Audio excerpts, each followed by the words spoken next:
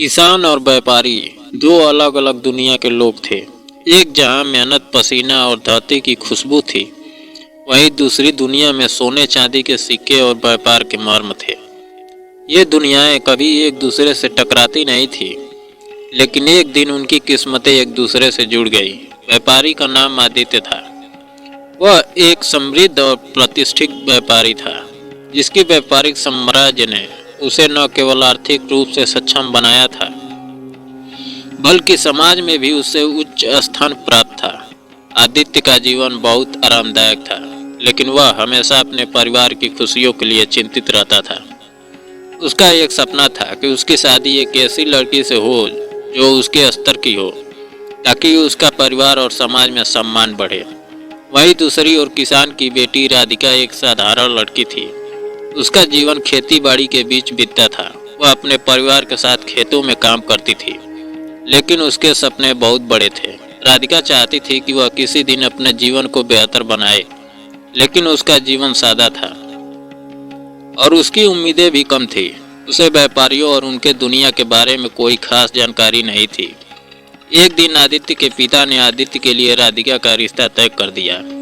आदित्य के लिए यह रिश्ता एक तरह से परिवार की उम्मीदों का पालन करने जैसा था। वह खुद को इस शादी के लिए तैयार नहीं कर पा रहा था, लेकिन समाज और परिवार के दबाव में उसे यह स्वीकार करना पड़ा। राधिका और आदित्य की पहली मुलाकात एक संयोग से हुई। आदित्य को यह महसूस हुआ कि राधिका बहुत अलग थी और उसकी सादगी उसे आकर्षित करती थी। वह उसे एक अलग दृष्टिकोण से देखता था, लेकिन धीरे धीरे राधिका ने आदित्य की दुनिया और उसकी सोच को समझना शुरू किया। राधिका का दिल आदित्य से जुड़ने लगा, लेकिन आदित्य का व्यवहार उससे बहुत अलग था। वह अब भी उस पुराने व्यापारिक जीवन में ही खोया हुआ था, जहाँ पैसे और ऐश्वर्य की अहमियत थी।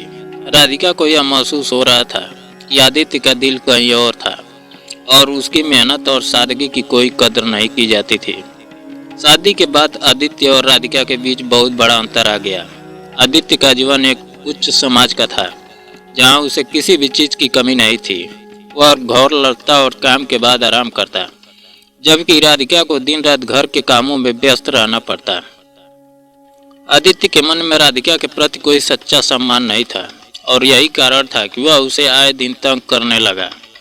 वह रोज राधिका को तंग करता था, उसे अपमानित करता था और उसे मानसिक रूप से परेशान करता था।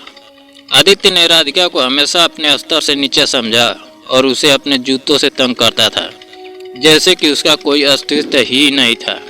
राधिका ने आदित्य के व्यापार को सहा, लेकिन उसकी मानसिक स्थिति अब बहुत खराब होने लगी थी। वह जानती थी कि उसके पास कोई रास्ता नहीं है, लेकिन उसने अपनी आत्मसम्मान की रक्षा के लिए एक दिन फैसला किया कि वह चुप नहीं बैठेगी।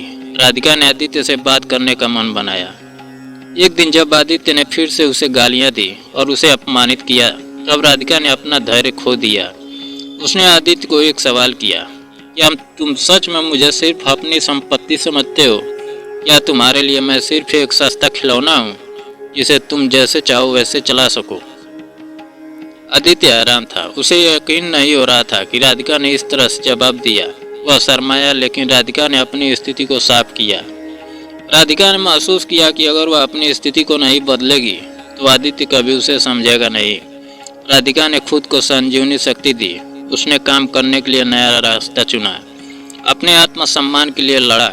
वह अब आदित्य से बिना डरे उसकी गालियों को उजागर करती थी। राधिका की यही मजबूती आदित्य के लिए एक बड़ी चुनौती बन गई।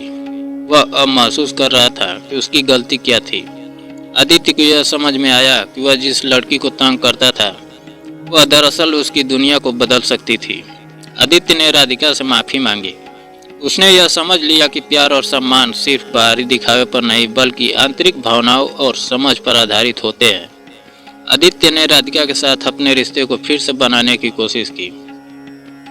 यह कहानी हमें यह सिखाती है कि किसी भी रिश्ते में सम्मान और विश्वास सबसे महत्वपूर्ण होते हैं। अगर हम किसी से सच्चा प्यार करते हैं तो हमें उनके साथ बराबरी का बर्ताव करना चाहिए और उनके आत्मसम्मान के साथ जीने का अवसर देना चाहिए। आखिरकार आदित्य और राधिका ने एक दूसरे को समझा और एक साथ अपना जीवन बिताने का निर्णय लिया। इस कहानी से हमें यह संदेश मिलता है कि प्रेम और रिश्ते सिर्फ भौतिक चीज़ों से नहीं, बल्कि आत्मसम्मान, समझ और सम्मान से बनते हैं। राधिका ने आदित्य को यह सिखाया कि असली मूल्य वह नहीं है जो हम दूसरों को दिखाते हैं, बल्कि वह है जो हम उनके दिलों में महसूस करते हैं। यह कहानी न केवल आदित्य और राधिका के रिश्ते की यात्रा है, बल्कि समाज में महिलाओं के सम्मान, आत्मसम्मान और दूसरे की समझ की आवश्यकता को भी दर्शाती है। दोस्तों, अगर कहानी अच्छी लगी हो तो लाइक और सब्सक्राइब करें।